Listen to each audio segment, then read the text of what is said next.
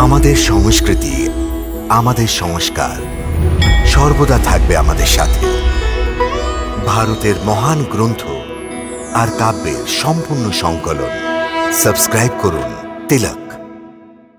যেমন ওদের উপর এত কর আরোপ করুন, এত কর, ওরা জীবনভর যত উপার্জন করবে তা করের রূপে আমাদের রাজকোষে ভরতে থাকবে।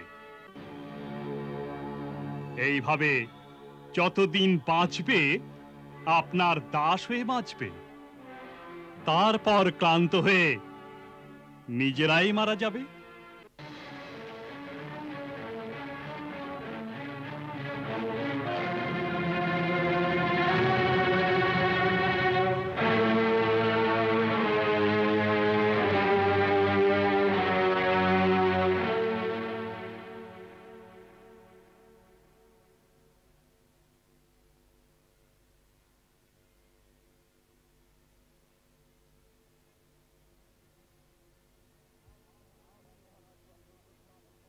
আমি মহারাজ শল্যের প্রস্তাবে সম্পূর্ণ একমত, কিন্তু একটা কথা স্মরণে রাখবেন মিত্র, যে একটি বিশাল নগরকে ধ্বংস করা যত সহজ, তাকে পুনর্নির্মাণ করা অত সহজ নয়। শতাব্দী লেগে যায় মথুরার ন্যায় নগরকে গড়ে তোলার জন্য। তাই আমি বলতে চাই মিত্র, একে ধ্বংস করবেন না, ধ্বংস করবেন না মিত্র, ধ্বংস করবেন না। এই মনে করুন যে মগধের রাজমুকুটে মথুরা নামের আরো একটি হিরে সংযুক্ত হয়েছে, আরো একটি হিরে সংযুক্ত হয়েছে। বলুন মহারাজ ভামাসুর, কেমন লাগলো এই যোজনা? সুন্দর, অতি সুন্দর। এর দ্বারা মগধ সাম্রাজ্যের বৈভব সমৃদ্ধি লাভ করবে।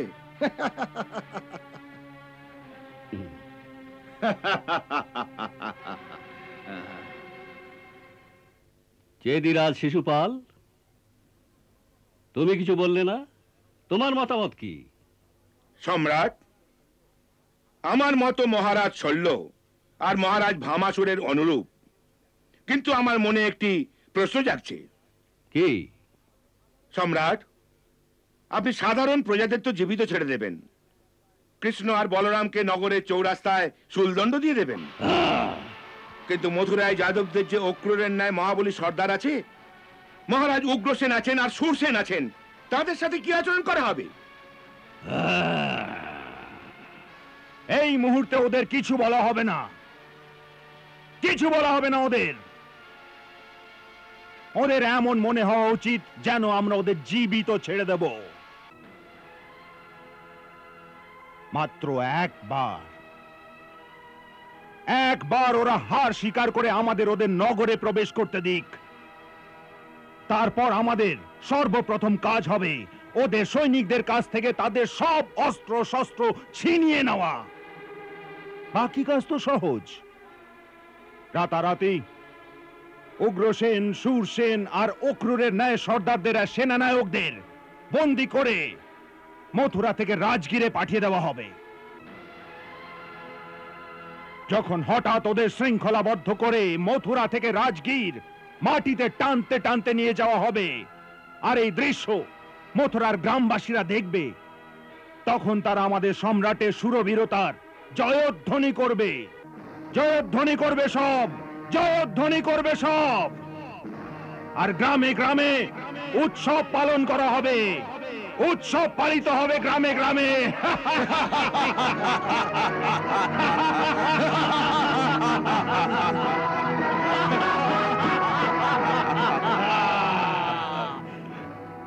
চমৎকার, চমৎকার। আপনার এই যোজনা আমার অতি সুন্দর লেগেছে। আমি আপনার এই যোজনাকে স্বীকৃতি প্রদান করছি। সেনাপতি বর্ধক,